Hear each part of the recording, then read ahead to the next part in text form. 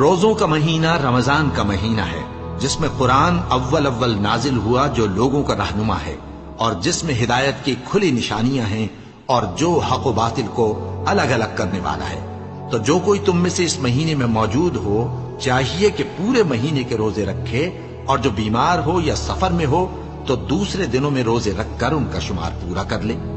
اللہ تمہارے حق میں آسانی چاہتا ہے اور سختی نہیں چاہتا، اور یہ آسانی کا حکم اس لیے دیا گیا ہے کہ تم روزوں کا شمار پورا کر لو،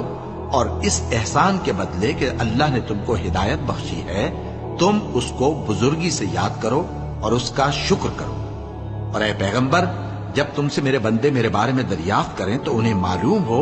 کہ میں تو تمہارے پاس ہی ہوں۔ جب کوئی پکارنے والا مجھے پکارتا ہے تو میں اس کی دعا قبول کرتا ہوں، تو ان کو چاہیے کہ میرے حکموں کو مانیں اور مجھ پر ایمان رکھیں تاکہ نیک رستہ پائیں۔